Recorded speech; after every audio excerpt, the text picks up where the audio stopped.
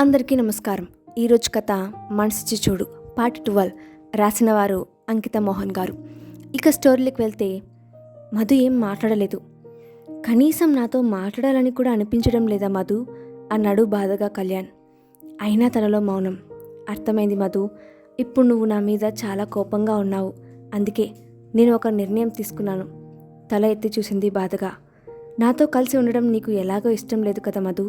ఇంతటితో నీ జీవితం ఆగిపోకూడదు. అందుకే నా నుంచి నీకు ఎప్పటికీ ఇబ్బంది ఉండకూడదు అని విడాకులు ఇవ్వాలనుకుంటున్నాను అన్నాడు. ఒక్కసారి కళ్ళ నుంచి కన్నీళ్లు జాలువారాయి మధుకి. మనసులో మాత్రం చాలా బాధపడుతుంది. నిజంగా నువ్వంటే ఇష్టం లేకపోతే ఇక్కడి వరకు ఎందుకు వచ్చేదాన్ని కళ్యాణ్? నా మనసు ఎందుకు నువ్వు ఇప్పటికీ కూడా అర్థం చేసుకోలేకపోతున్నావు? ఇంతేనా నువ్వు నన్ను అర్థం చేసుకుంది? ఇది చెప్పడానికే నా కళ్యాణ్ ఇంత దూరం నన్ను పిలిచింది. చెప్పడం అయిపోయిందా? ఇంకా వెళ్ళొచ్చా నేను? అంది వస్తున్న దుఃఖాన్ని ఆపుకుంటూ. కళ్యాణ్కి ఇలా చెప్పడం బాధగా ఉన్నా కూడా తనని ఇబ్బంది పెట్టకూడదని ఇలా నిర్ణయం తీసుకున్నాడు. ఇది అంతా వాళ్ళకి దూరంగా వినిపించేంత దగ్గరలో ఉన్న సమీర వింటూనే ఉంది. అసలు బావకి ఏమైనా మెంటలా? ఎందుకు ఇలా అర్థం పర్థం లేకుండా మాట్లాడుతున్నాడు? ఇన్ని రోజులు తన కోసం బాధపడి ఇప్పుడు విడాకులు అంటున్నాడు. మధు ఏడుస్తూ వచ్చి, పద సమీర, ఇంటికి వెళ్దామంది. ఏమైంది మధు అంది. ఏమీ లేదు, త్వరగా పద. సరే అని ఇంటికి వెళ్ళారు. అప్పటినుంచి కళ్యాణ్ మధుకి కాల్ చేయడం మానేశాడు. నెంబర్ కూడా మార్చేశాడు అప్పటికప్పుడు. గౌతమ్ ఫ్యామిలీ అంతా కూడా ఊరికి వచ్చారు. విషయం తెలిసిన అందరూ మధుని చూసి చాలా బాధపడ్డారు.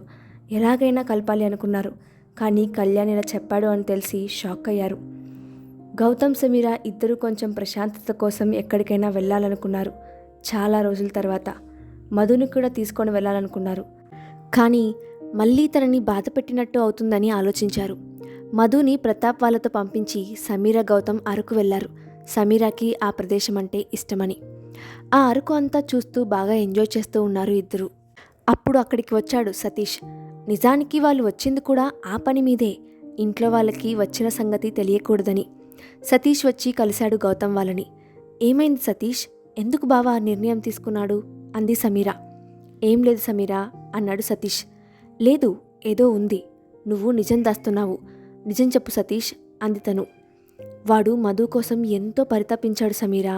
కానీ రూమ్ నుంచి బయలుదేరే ముందు కొంచెం కళ్ళు తిరిగి కింద పడిపోయాడు. వెంటనే హాస్పిటల్కి తీసుకొని వెళ్ళాను. అప్పుడు తెలిసింది అతనికి బైపోలార్ డిజాస్టర్ ఉంది అని. అది నువ్వు గౌతమ్ని పెళ్లి చేసుకున్న మరుక్షణం నుంచి మొదలైందని అర్థమైంది. అందువల్లే మధు విషయంలో వాడి ప్రవర్తన అలా ఉంది. అది తెలుసుకోలేక ఇప్పుడు చాలా ఫైనల్ స్టేజ్కి వచ్చేశాడు. ఇప్పుడు ఇలా ఉండి కూడా తనని మళ్ళీ కళ్యాణ్ జీవితంలోకి ఆహ్వానిస్తే తనకి ఏదైనా జరగరానిది జరిగితే కళ్యాణ్ భరించలేడు. అందుకే ఆ రోజు మధుతో అలా చెప్పాడు అన్నాడు సతీష్. అది వినడం సమీర ఒక్కసారిగా పడిపోతూ ఉంటే గౌతమ్ పట్టుకుంటాడు. అంటే దీనికి అంతటికీ కారణం నా ఆలోచన లేని విధానమా అని గౌతమ్ చాలా బాధపడ్డాడు కళ్యాణ్ని తలుచుకొని. ఓకే సతీష్, ఈ విషయం మాకు తెలుసు అని కళ్యాణ్కి ఇప్పుడే చెప్పొద్దు. మేము వచ్చి తనని ఇంటికి తీసుకొని వెళ్తాము అన్నాడు గౌతమ్. అంతవరకు తనని జాగ్రత్తగా చూసుకో అన్నాడు.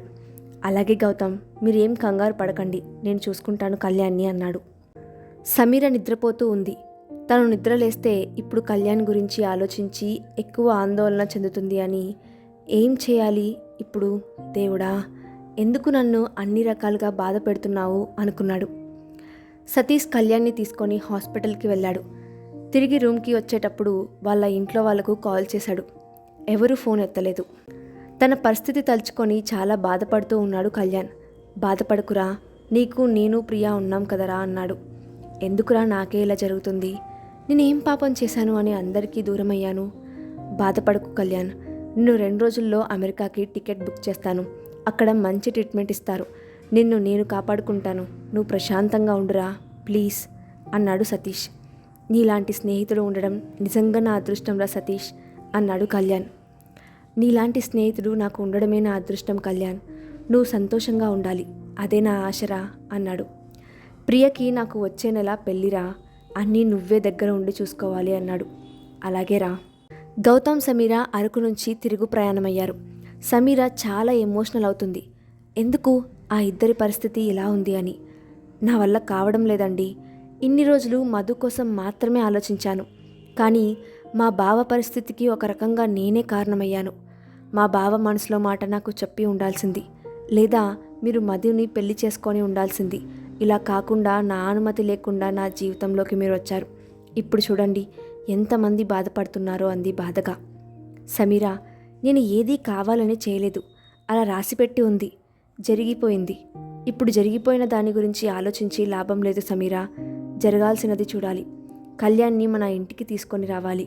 విషయం మధుకి చెప్తే తను బాధపడుతుంది. సమయం వచ్చినప్పుడు చెప్దాము అన్నాడు. సరే అండి, మీ ఇష్టం. నాకు చాలా నిద్ర వస్తుంది అంది. సరే సమీరా, పడుకో అని తన భుజం వాల్చాడు. గౌతమ్ మధుకి విషయం చెప్పకుండా కళ్యాణ్ని రేపు మన ఇంటికి తీసుకొని వస్తున్నాను అన్నాడు. వద్దు బావా అంది. లేదు మధు, ఇప్పుడు ఇలాంటి సమయంలో నీ భర్త నీ దగ్గర ఉండడం చాలా మంచిది. అది కాదు బావా, ఒక్కసారి నేను చెప్పేది అంది. తను వస్తున్నాడు, ఇంకేం చెప్పకు, వెళ్ళి భోజనం చేసి పడుకో అన్నాడు. ఇక్కడ సతీష్ కళ్యాణ్ని తీసుకొని అమెరికాకి బయలుదేరాడు. అంతలోపే గౌతమ్ ఎయిర్పోర్ట్కి వచ్చి, వద్దు సతీష్, నేను తనని మా ఇంటికి తీసుకొని వెళ్తాను. కష్టమైన సమయంలో ఇష్టమైన వాళ్ళు దగ్గర ఉంటేనే మనసుకు ప్రశాంతత ఉంటుంది, ఆరోగ్యం కూడా బాగుంటుంది అన్నాడు. కళ్యాణ్ రావడానికి ఇష్టపడలేదు, కానీ గౌతమ్ ఒప్పించాడు. కళ్యాణ్ని తీసుకొని గౌతమ్ ఇంటికి వెళ్ళాడు. మధు తనతో ఏం మాట్లాడడం లేదు. విడాకులు ఇవ్వాలి అనే ఆలోచన ఉన్న వ్యక్తితో ఏం మాటలు ఉంటాయి అని నార్మల్గానే ఉంది. సమీరా కళ్యాణ్ని చాలా బాగా చూసుకుంటుంది. గౌతమ్ సమీరాకి తప్ప ఇంట్లో ఎవరికీ కళ్యాణ్ విషయం తెలియదు. ఉమాగారు అడుగుతారు, ఎందుకు సమీరా మీ బావని ఇంటికి తీసుకొని వచ్చావు? అతనిలో ఏమాత్రం మార్పు కానీ మధు మీద పశ్చాత్తాపం కానీ లేదు అంది. అత్తయ్య, మా బావ చాలా మారిపోయారు, మీకు త్వరలో తెలుస్తుంది. అంతవరకు మా బావని ఇంట్లో వాళ్ళు ఎవరు ఏమీ అనకండి ప్లీజ్ అత్తయ్య అంది. అలాగే సమీరా అంది ఉమాగారు.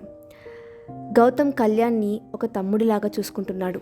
నీకు ఏం కాదు కళ్యాణ్, నీకు నేనున్నాను. త్వరలో సమీరా మధుకి డెలివరీ ఇద్దరికీ ఉంది కదా, అది అయిన తర్వాత నిన్ను తనని కలిపే బాధ్యత నాది.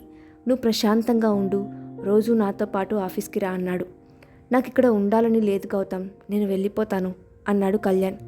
ఎక్కడికి వెళ్ళేది లేదు, దూరంగా ఉంటే దూరమే పెరుగుతుంది. ఆలోచనలు దగ్గరైనంత మాత్రాన మనుషులు దగ్గర అవ్వలేరు కదా కళ్యాణ్, అర్థం చేసుకో ప్లీజ్. నువ్వు ఎక్కడో ఒంటరిగా ఉండేదానికంటే నీ భార్య కళ్ళ ముందర ఉండడం మంచిది కదా, తనకు ఒక ధైర్యం ఉన్నట్టు ఉంటుంది అన్నాడు. ఇది నీళ్ళులాగా ఫీల్ అవ్వు కళ్యాణ్ అని కౌగిలించుకున్నాడు గౌతమ్. మధు, కళ్యాణ్ నీ భర్త, తను వేరే గదిలో ఉండటం ఏం బాగుంటుంది చెప్పు? రాత్రికి నీ గదిలోనే పడుకుంటాడు, సరేనా అంది. పైన వేరే గది ఖాళీగా ఉంది కదా సమీరా, ఇప్పుడు ఎందుకు అంది మధు. పండ్లు తెస్తాను, తిను, తిన్న తర్వాత మాత్రలు వేసుకొని పడుకో అంది. నేనేం మాట్లాడుతున్నాను, నువ్వేం మాట్లాడుతున్నావు సమీరా అంది మధు. ఏం లేదు, బాయ్ అని చెప్పి బయటకు వచ్చేసింది. కళ్యాణ్ దగ్గరకు వెళ్ళి, మధ్యాహ్నం భోజనానికి ఇద్దరూ వచ్చి తినండి బావా, మేము కొంచెం బయటకు వెళ్తున్నాము అంది. సరే సమీరా. మధు ఏం చేస్తుంది? పడుకొని ఉంది. సరే బావా, తనని జాగ్రత్తగా చూసుకో అని వచ్చేసింది బయటకు. అంతా ఓకేనా సమీరా అన్నాడు గౌతమ్. అంతా ఓకే అండి, ఇంకా మనం బయలుదేరదాము పదండి. అత్తయ్య మామయ్యని ఒప్పించారా అంది. హా సమీరా, ఒప్పించాను. అమ్మ వాళ్ళు ఊరికి వెళ్తున్నారు, 2 రోజుల తర్వాత వస్తారు ఇంటికి అన్నాడు. మంచి పని చేశారండి, మనం కూడా షాపింగ్కి వెళ్దామంది. అలాగే నీ ఇష్టం, త్వరగా పద, రెడీ అవ్వు అన్నాడు. అలాగే అని లోపలికి వెళ్ళింది సమీరా. గౌతమ్కి సతీష్ నుంచి కాల్ వస్తుంది. ఎలా ఉన్నాడు కళ్యాణ్ అని. ఆల్ ఓకే సతీష్ అన్నాడు గౌతమ్. సరే గౌతమ్, రేపు నెల మొదటి వారంలో మా పెళ్ళి, మీరందరూ తప్పకుండా రావాలి అన్నాడు. తప్పకుండా వస్తాము, కానీ ఆ సమయానికి సమీరాకి మధుకి నెలలు నిండుతాయి సతీష్, కష్టమేమో కదా అన్నాడు. ఇంకా టైం ఉంది కదా గౌతమ్, పర్లేదు రండి అన్నాడు. సరే సతీష్, తప్పకుండా వస్తాము, ఉంటాను, బాయ్ అని కాల్ కట్టి పట్టేశాడు. సమీర గౌతమ్ ఇద్దరు ఇంటి నుంచి బయలుదేరతారు. ఇంట్లో ఉన్నది భార్యాభర్తలు అయినా ఏదో ఇద్దరు తెలియని వ్యక్తులు ఉన్నట్టు ఉన్నారు మధు కళ్యాణ్. కళ్యాణ్ హాల్లోకి వచ్చి పిలిచాడు మధు అని. తనకి వినిపించినా కూడా పలకదు. అప్పుడు తన కోసం పాట పాడతాడు. మధు బయటకు వచ్చి చూస్తుంది, కళ్యాణ్ కనిపించడు. తన గదిలోకి వెళ్ళి చూస్తుంది, ఉరి వేసుకుంటూ ఉంటాడు. కళ్యాణ్ అని గట్టిగా అరుస్తుంది. ఇంకా ఉంది. తర్వాత ఏం జరిగిందో నెక్స్ట్ పార్ట్లో చూద్దాం. స్టోరీ నచ్చితే తప్పకుండా లైక్ చేయండి, అలాగే మీ ఒపీనియన్ని కింద కామెంట్ బాక్స్లో షేర్ చేయండి. ఇలాంటి మరిన్ని వీడియోస్ కోసం మా ఛానల్ని సబ్స్క్రైబ్ చేసుకోండి. Thanks for watching.